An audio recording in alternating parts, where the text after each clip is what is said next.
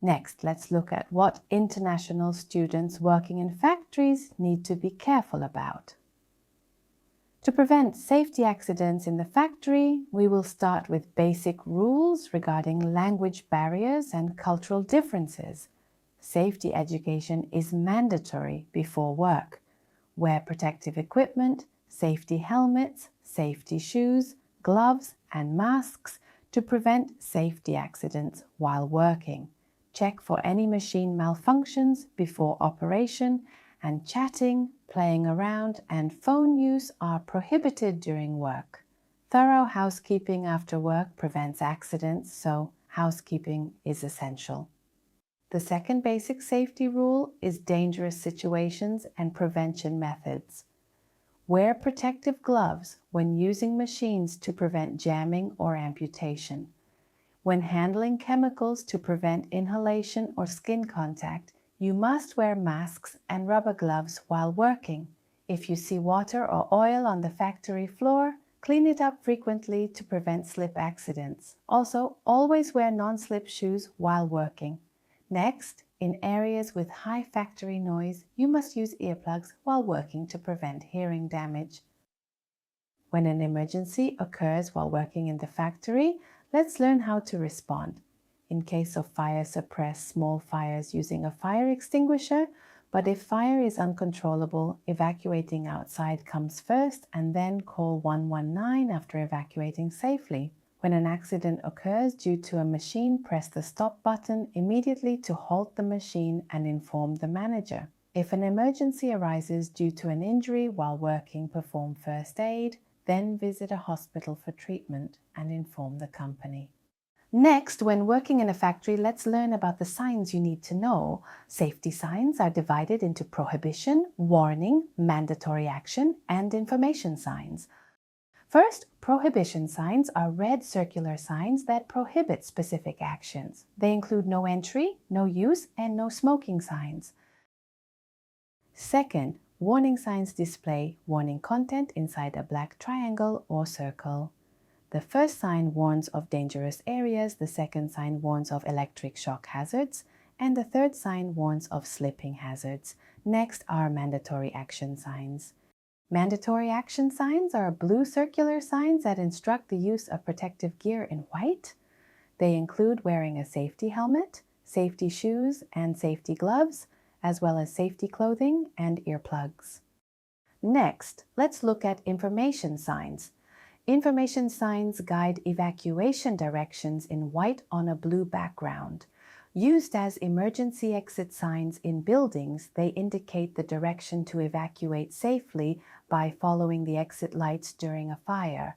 In case of a fire, doors marked with emergency exit signs are close to the stairs for evacuation, ensuring a safe escape during a fire. It is good to know the locations of emergency exit signs in advance. Here is an accident case from a factory part-time job.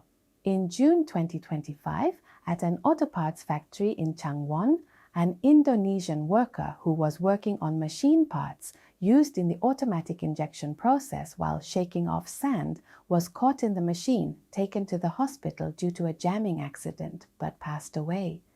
Never let your body touch the machine during operation to prevent safety accidents. Let's look at actual industrial accident statistics. Entanglement, fall, collision, and tripping accidents account for about 60 to 70% of all industrial accidents occurring frequently. Especially in manufacturing plants, entanglement and cutting accidents are the most common, so you must always be cautious. In case of a safety accident, let's learn how to call 119. First, dial 119 on your mobile or landline phone. If you need interpretation services, you can request it from 119. They support 20 languages, so feel free to use it. Here are the reporting tips. When reporting to 119, explain what kind of accident happened and provide details of the incident. Inform them where the accident occurred and provide the address. If you don't know the address, mention a large building or the road name. Next, if there are injured people, accurately tell them how many people are injured and whether they are conscious or not. Now let's learn how to get medical treatment when needed. In an emergency, call 119 and request an ambulance. If injured by factory machinery, clearly state that it was a machinery accident. If you are enrolled in health insurance, present your health insurance card or foreign registration number to receive treatment as a regular patient. If uninsured, request your employer to apply for industrial accident insurance. If the employer refuses, you can call the Career Workers Commonwealth call center directly to apply. If this is difficult, contact your university's International Student Support Office. Let's summarize what we've learned. These are the basic rules to follow during work. Dangerous situations and prevention methods, how to respond to emergencies, and safety signs. Let's do a quiz on what we learned. Which of the following is not a dangerous situation or prevention method in a factory? Please look through and find it.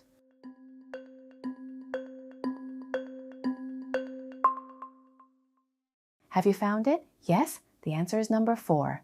You don't need to use earplugs in areas with high noise levels in the factory.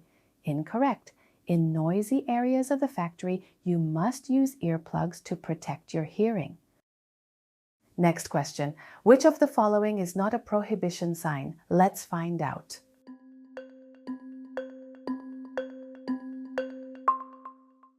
Have you found it? Yes, it's number 4. Number 4 is a slippery floor warning sign, which is a warning sign. Good job.